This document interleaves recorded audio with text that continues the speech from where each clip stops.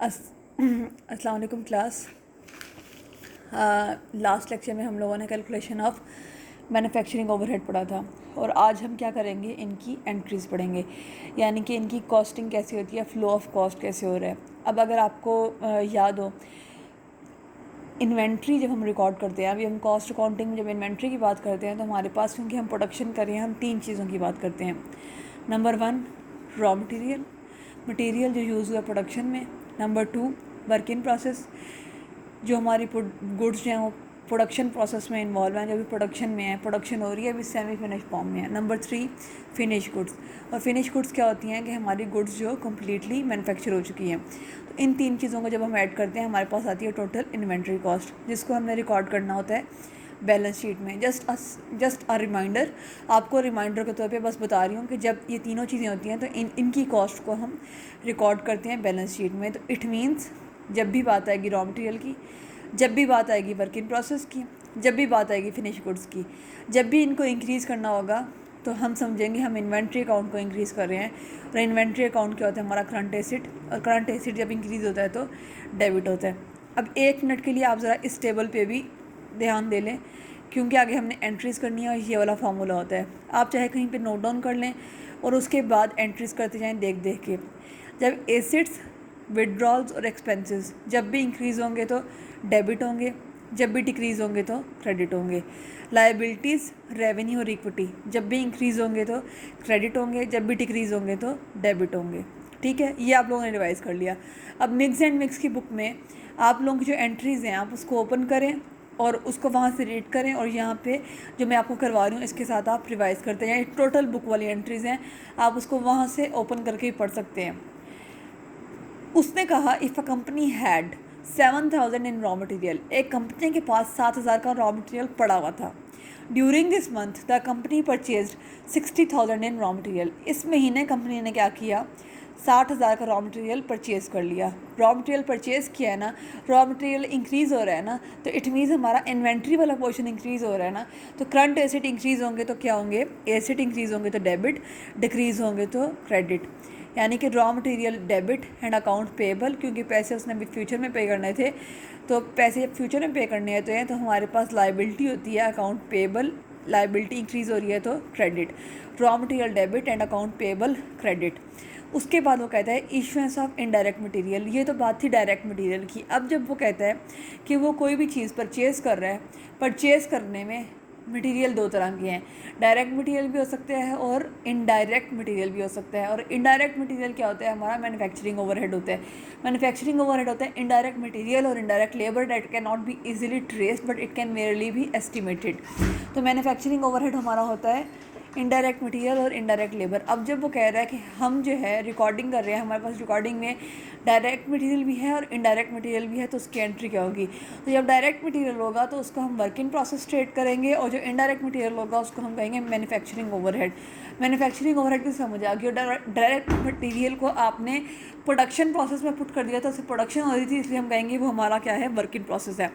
अब उसने कहा उसने परचेज़ किया था 52,000 का मटेरियल, 50,000 का डायरेक्ट था और 2,000 का इनडायरेक्ट था, और इसको जो है ये जो परचेज़ किया था इसको प्रोडक्शन में पुट कर रहा है। तो वर्क इन प्रोसेस इंक्रीज़ हो रहा है, इन्वेंट्री कॉस्ट इंक्रीज़ हो रही है, एसेट इंक्रीज़ हो रहा है, डेबिट हो रहा है, मैन्युफैक्चरिंग ओवरहेड इंक्रीज़ हो रहा है, इनडायरेक्ट मटेरियल है या इसको आप इनडायरेक्टली एक्सपेंस भी कह सकते हैं, इंक्रीज़ हो रहा है तो डेबिट हो रहा है। और रॉ मटेरियल को वो पुट कर रहा है प्रोडक्शन में, तो रॉ मटेरियल डिक्रीज़ हो रहा है तो 52,000 से क्रेडिट हो रहा है। ठीक है, अब अगर मटेरियल में या लेबर दोनों में, अगर तो है डायरेक्ट मटेरियल या डायरेक्ट लेबर तो हम कहेंगे वर्क इन प्रोग्रेस प्रोसेस है, और अगर है इनडायरेक्ट लेबर तो हम कहेंगे मैन्युफैक्चरिंग ओवरहेड है। अब उसने कहा हमने मटेरियल की तो रिकॉर्डिंग कर ली, अब हमारे पास बात आ रही है calculation and reporting of labour, कि हमने अपनी लेबर को कैसे रिपोर्ट करना है।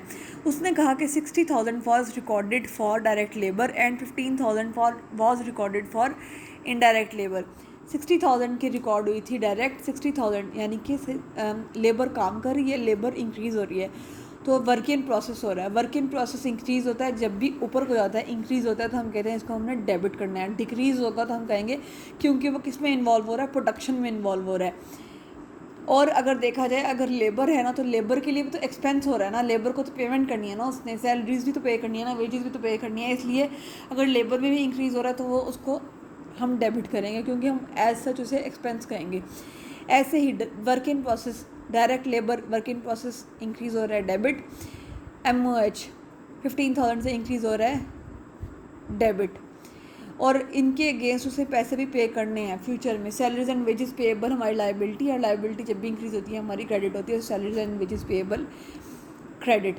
तो अगर आपके पास मटेरियल की बात आए तो work in process manufacturing overhead debit होता है, तो उसके अगेंस्ट मटेरियल प्रोडक्शन में यूज़ हो रहा है तो रॉ मटेरियल क्रेडिट होता है। और अगर हम सैलरीज़ की बात करें तो वर्क इन प्रोसेस और मैन्युफैक्चरिंग ओवरहेड डेबिट होता है, तो उसके अगेंस्ट हमारे पास salaries and wages payable credit होता है। अब ये बात होगी इसकी। अब हमारे पास आया आगे, उसने एग्जांपल दी है कि यूटिलिटीज़ रेंट। अब आगे जो है मोस्टली हमारे पास एंट्रीज आने वाली हैं different type of manufacturing overheads. अब यूटिलिटीज़ उसने कहा थी 21,000 की थी, रेंट था 16,000 का, मिसलिनियस फैक्ट्री एक्सपेंस था 3,000 का, यानी कि 40,000 के उसके हो रहे थे manufacturing overhead. Manufacturing overhead increase हो रहा है तो हमारे पास डेबिट हो रहा है। मैंने आपको बताया था कि जब भी MOH, जब भी वर्क इन प्रोसेस, जब भी मटेरियल इंक्रीज़ होगा तो आपके पास डेबिट होगा। MOH हमारे पास इंक्रीज़ हो रहा है, डेबिट हो रहा है, और पैसे भी फ्यूचर में पे करने हैं। लाइबिलिटी इंक्रीज़ हो रही है तो क्रेडिट हो रही है। आगे उसने एक एग्जांपल दिया, Rand company recognises 18,000 in depreciation on factory equipment. अब उसने कहा कि 18,000 का डेप्रिसिएशन एक्सपेंस था। अगर तो आप फाइनेंशियल अकाउंटिंग कर रहे होते तो आपके जहन में फ़ौरन से आता कि डेप्रिसिएशन एक्सपेंस डेबिट और एक्यूमुलेटेड डेप्रिसिएशन क्रेडिट, लेकिन यहाँ पे हम डेप्रिसिएशन एक्सपेंस नहीं लिखते, यहाँ पे हम लिखते हैं वही वाली एंट्री होती है, बस यहाँ पे हम लिखते हैं मैन्युफैक्चरिंग ओवरहेड, क्योंकि यहाँ पे हो रही है प्रोडक्शन और यहाँ पे ये डेप्रिसिएशन जो है ये हमारा मिसलिनियस एक्सपेंस है, ये हमारा ओवरहेड्स है। इनडायरेक्ट मटेरियल इनडायरेक्ट लेबर में आएगा, date can not be easily traced, इसलिए यहाँ पे डेप्रिसिएशन एक्सपेंस की जगह आप लोगों ने उसको ट्रीट किया MOH। ओनली एंड ओनली जब जब ये प्रोडक्शन प्रोसेस में होगा तभी हम ऐसा करेंगे, अदरवाइज़ हम ऐसा नहीं करेंगे। उसके बाद एक और एग्जांपल है, उसने कहा इज्यूम करें कि कंपनी का प्रीडिटरमाइंड ओवरहेड रेट था $6 पर आवर, और उसने 10 घंटे मशीन आर एक जॉब ए के लिए काम किया और 5,000 मशीन आर उसने जॉब बी के लिए काम किया। टोटल उसने 15,000 घंटे काम किया। 15,000 multiply by 6 per hour rate है तो 90,000 उसका MOH है। तो वो जो 90,000 है वर्क इन प्रोसेस, यानी कि प्रोसेसिंग में यूज़ हो रहा है, प्रोडक्शन में यूज़ हो रहा है, वर्क इन प्रोसेस डेबिट और MOH क्रेडिट। उसके बाद है हमारे पास नॉन मैन्युफैक्चरिंग कॉस्ट, कि हमने नॉन मैन्युफैक्चरिंग कॉस्ट को कैसे ट्रीट करना है। मैन्युफैक्चरिंग कॉस्ट में हमारे पास होता है जितनी भी हमारी कॉस्ट प्रोडक्शन में यूज़ हो रही है, जैसे डायरेक्ट मटेरियल, डायरेक्ट लेबर और MOH, जो भी हम पीछे रिकॉर्ड करके आए हैं। अब हमारे पास है non manufacturing cost. Non manufacturing cost में हमारे पास आती है एडवर्टाइजमेंट कॉस्ट, मैनेजमेंट की एक्सपेंसेस, सैलरी, मैनेजमेंट लेवल की, एडमिनिस्ट्रेशन की। तो यहाँ पे उसने सबसे पहले कहा कि मैनेजमेंट की सैलरीज हैं 30,000 की, तो salaries expense debit and salaries and wages payable credit. यहाँ पे हम MOH नहीं लिखते, यहाँ पे हम, क्योंकि यहाँ पे हमारी सैलरीज है तो सैलरीज एक्सपेंस होता है ना हमारा, सैलरीज का एक्सपेंस जब भी इंक्रीज़ होता है तो ये देखें, एक्सपेंस इंक्रीज़ होता है तो डेबिट होता है और डिक्रीज़ होता है तो क्रेडिट होता है। सैलरीज इंक्रीज़ हो रही हैं तो 7,000 से डेबिट हो रही हैं, और